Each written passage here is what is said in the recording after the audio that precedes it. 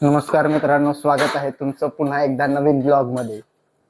तुम्हाला सांगतो, आज वैशाली केलेला आहे वैशालीनं भाकरी आणि त्याच्यासोबत करणार आहे ठेचा। भाकऱ्या तर झालेल्या आहेत, पण आता ठेचा करणार आहे। वैशालीला म्हणतो मी, वैशाली तू शे ठेच्यामध्ये न टाकताना ना शेंगदाण्याचं पीठ टाक। पीठ असते हो हो हो, गव्हाचं पीठ. गव्हाचं पीठ नाही, शेंगदाण्याचं पीठ टाक। कारण की शेंगदाण्याचं कूट आमच्या घरात नाहीच आहे हो, कारण की आमच्या घरामध्ये शेंगदाण्याचं पीठ केलेलं आहे, एकदम बारीक असं पीठ झालेलं आहे। कारण की मॅडमने एवढं मिक्सर फिरवलं होतं की पण मॅडम म्हणतात पुन्हा की मी आता शेंगदाण्याचं पीठ नाही टाकणार आहे, आणि टाकणार आहे तर शेंगदाण्याचं कूट। कूट पण नाही, डायरेक्ट शेंगदाणे टाकणार आहे। चला तर बघूया आता पुढची ही मॅडम प्रोसेस काय करत आहे। यांनी आता पूर्ण ठेचा करायची जी काही प्रोसेस असते त्याचं सगळं प्रोसेस या मिक्सर मध्ये काढून ठेवलेलं आहे। आता बघूया। आमच्या घरात शेंगदाण्याचं कूट नाहीये, तर डायरेक्ट शेंगदाण्याचं पीठ आहे।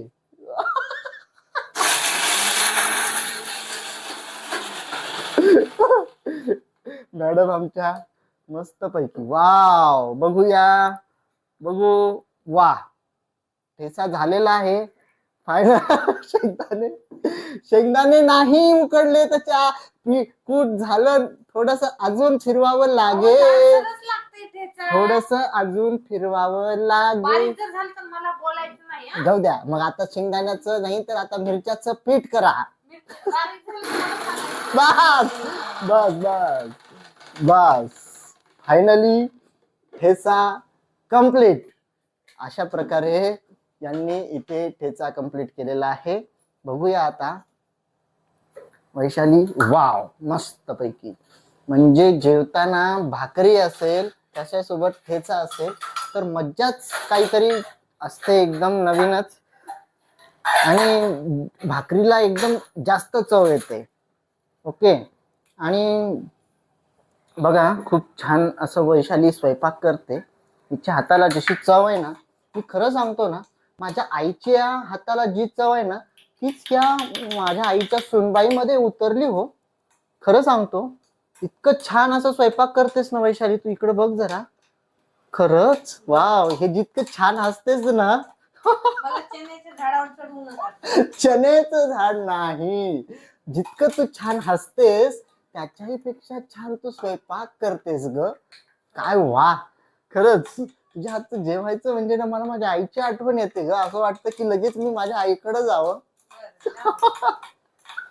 नाही, खरंच स्वयंपाक म्हणजे आईच्या हाताची चव आणि वैशालीच्या हाताची चव खूप सेम असते। सुंदर स्वयंपाक करते, म्हणजे अशी सुगरण बायको भेटायला ना नशीब लागतो, आणि तेच नशीब मी घेऊन आलोय हो ह्या पृथ्वी तलावरती। आलोय की नाही वैशाली? हो.